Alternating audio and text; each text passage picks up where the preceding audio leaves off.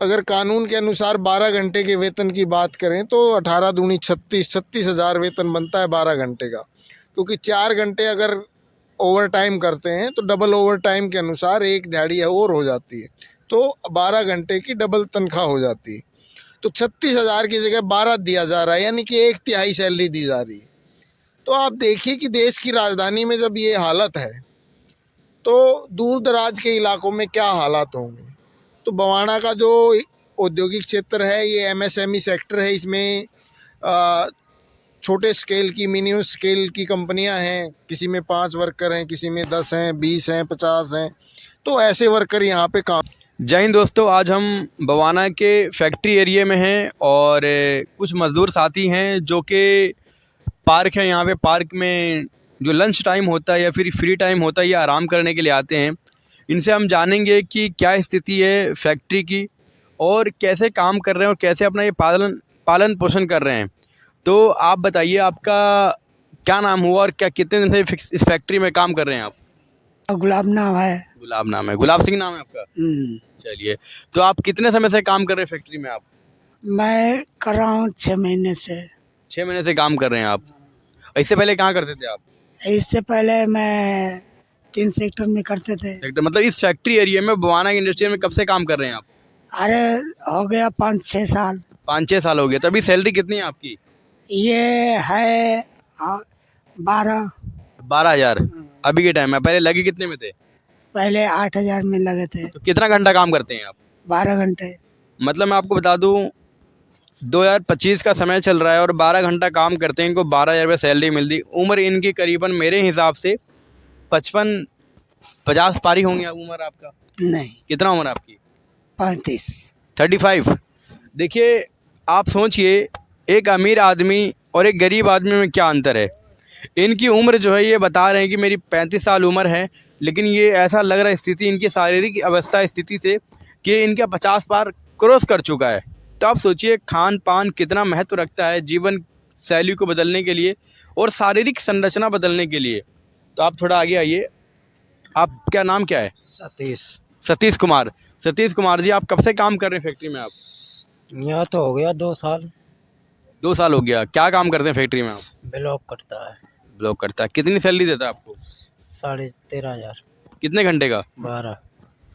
मतलब ये भी 12 घंटा काम करते हैं और 12 घंटा काम करने के बावजूद इनकी सैलरी 13,000 रुपये है। 13,500। 13,500 रुपये है 12 घंटा। लगता नहीं कि आपको आपकी सैलरी बहुत कम मिल रही है? है तो है, क्या करें। इतने कम में, इतने कम पैसे में आप कैसे अपना जीवन चला पाते हो? बच्चे पढ़ाने होते हैं, स्कूल भेजना, उनको घर परिवार माँ बाप देखने, कैसे देखते हैं आप? अब क्या करो, ये पैसे हैं भाई तो करोगे। मतलब गरीबी में करना पड़ता, देखना पड़ता है। और क्या। देखिए, देश को आज़ाद हुए 77 साल हो गए हैं। आज देश के नागरिकों की हालत क्या है? देश का 60 से 70% जो जनता है उसकी हालत ये है कि वो अपना हक मांगने में असमर्थ है। मज़दूर कंपनी में काम करता है, मालिक पैसा नहीं देता है तो वो छोड़ के चला जाता है और वो अपनी तनख्वाह बढ़ाने के लिए मालिक को बोल नहीं पाता है। तो 77 साल का लोकतंत्र हमारा, कहने को लोकतंत्र है लेकिन सब कुछ मालिकों का राज चल रहा है, पूंजीपतियों का राज है, नेता अफसर और माफिया लोगों का राज चल रहा है। और हालात इतने बदतर हैं कि आम आदमी आवाज़ उठाने से भी डरता है। जैसे अंग्रेज़ों के राज में ये था कि वे आवाज़ उठाएंगे तो जेल में डाल देंगे, आज भी यही हालात है कि अगर हमने आवाज़ उठाई तो नौकरी से निकाल दिया जाएगा।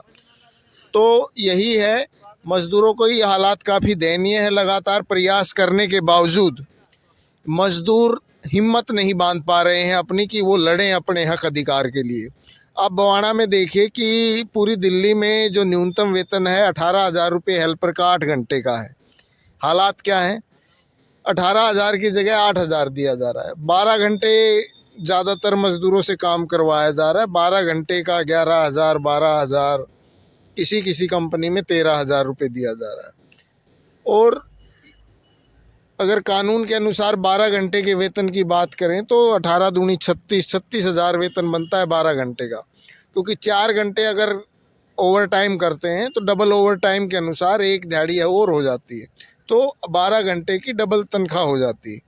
तो 36,000 की जगह 12 दिया जा रहा है, यानी कि 1/3 सैलरी दी जा रही है। तो आप देखिए कि देश की राजधानी में जब ये हालत है तो दूर दराज के इलाकों में क्या हालात होंगे। तो बवाना का जो औद्योगिक क्षेत्र है ये MSME सेक्टर है, इसमें छोटे स्केल की मिनिमम स्केल की कंपनियां हैं, किसी में 5 वर्कर हैं, किसी में 10 हैं, 20 हैं, 50 हैं। तो ऐसे वर्कर यहाँ पे काम करते हैं और छोटे छोटे पार्ट्स से लेके और जो दैनिक ज़रूरत की चीज़ें हैं वो यहाँ पे बनती हैं। तो यही है कि मालिक का मार्जिन ये है कि वो 10 साल में अपनी 5 कंपनियां खड़ी कर ले रहा है और मज़दूर की हालत ये है कि वो मियाँ बीबी सब लोग काम करते हैं तब जाके गुजारा चलता है। तो हालात काफ़ी दयनीय हैं। लगातार हम लोग भी 8-10 महीने से लगातार प्रयास कर रहे हैं और मज़दूरों में हल्की सी मतलब बहुत कम मज़दूर ऐसे हैं जो चाहते हैं कि संघर्ष हो। सब चाहते हैं कि बदलाव हो, उनको पूरी तनख्वाह मिले, लेकिन वो खुद हिम्मत नहीं कर पाते हैं। छुट्टी वाले दिन भी वो मीटिंगों में आने से मतलब कहीं ना कहीं भय है उनके अंदर कि अगर हम कंपनी में जाएं, अगर हम मीटिंग में जाएंगे तो हमें काम से निकाल दिया जाएगा। और ये जो भय है ये मतलब इसकी कोई ज़मीन नहीं है, क्योंकि कंपनी मालिक को जब ज़रूरत होती है रखता है, नहीं ज़रूरत होती तो निकाल ही देता है। तो मज़दूरों का जो डर है वो मिथ्या है और मालिक को जब ज़रूरत होती है रख लेता है, नहीं तो निकाल देता है। और वैसे ही मज़दूर को भी अगर ज़रूरत घर जाना होता है तो वो भी नौकरी को लात मार के घर चला जाता है, आके देखता है कि वो 10-15 दिन का पैसा है वो कैसे लिया जाए, और वो चक्कर काट के किसी को मिल जाते हैं, किसी को नहीं मिलते हैं। तो हालात काफ़ी दयनीय हैं। मज़दूरों के अंदर 77 साल के लोकतंत्र की ABCD भी नहीं है। उनके अंदर आत्मविश्वास की बहुत ज़्यादा कमी है। जैसे अंग्रेज़ों के राज में लोग सोचते थे कि भाई जिनकी राज में सूर्य अस्त कभी नहीं होता तो इस अंग्रेज़ों के राज को ख़त्म नहीं किया जा सकता। ऐसे ही मज़दूरों के अंदर, ज़्यादातर मज़दूरों के अंदर ये काम करता है कि ये सदा से मज़दूर का तो शोषण होते आया है और इसको ख़त्म नहीं किया जा सकता, मज़दूरों की एकता नहीं बनाई जा सकती। यानी नेगेटिव विचार मज़दूरों में बहुत ज़्यादा हावी है।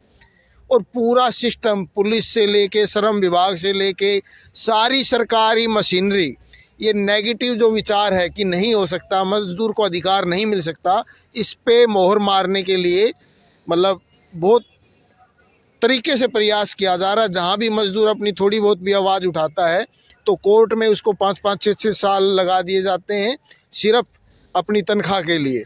अगर वो नौकरी मांगता है तो 15-20 साल उसको कोर्ट में घसीटा जाता है। तो ये पूरा जो सिस्टम है, ये पूरा सिस्टम मालिकों की नंगी तानाशाही को मतलब प्रस्तुत करता है।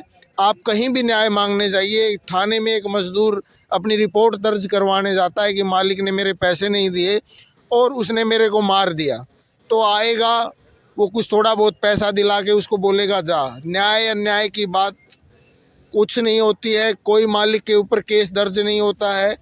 और थाने में जाके देखिए, मज़दूरों द्वारा मालिकों पे दर्ज करवाया हुआ एक भी मुकदमा नहीं होगा, जबकि हज़ारों मुकदमे हर महीने होते हैं। जब मज़दूर को पैसा नहीं दिया जाता है उसको थप्पड़ मार के भगा दिया जाता है।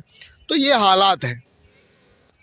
तो मैं आपको बताऊं, जैसा कि इन्होंने पूरे सरल तरीके से आपको एक एक बात एक एक नोट करके आपको बताई है, और मैं अपने दर्शकों से एक बात कहना चाहता हूं जो भी बेना भारत के द्वारा इस समाचार को देख रहे हैं, इस वीडियो के माध्यम से देख रहे हैं, मैं आपसे जानना ये चाहता हूं, जैसे कि आपने एक बात कही, 1 साल में या 5 साल में एक फैक्ट्री का मालिक और फैक्ट्री बना लेता है, लेकिन एक गरीब जो है वो दिन ब दिन गरीब होता जा रहा है।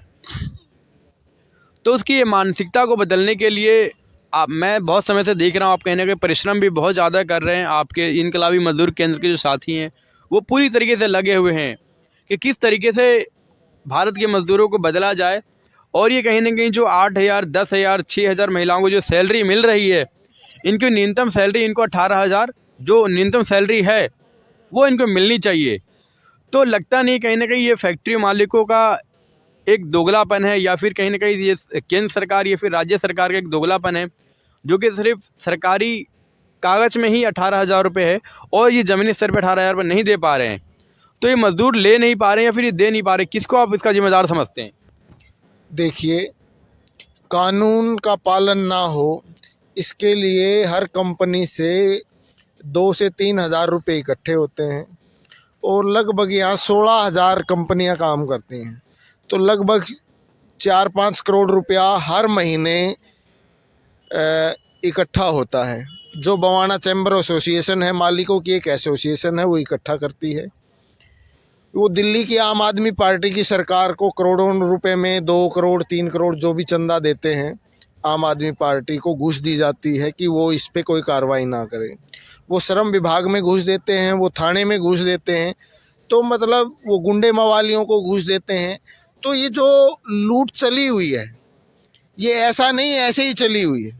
इसको बरकरार रखने के लिए हर कंपनी से चंदा इकट्ठा किया जाता है 2-3 हज़ार रुपये, और बड़े लेवल पे घूस देकर सरकारी अधिकारी, अफसर, नेता, पुलिस विभाग और गुंडे मवालियों का विभाग यहाँ कुछ सक्रिय है, वो तो सबको हफ्ता जाता है।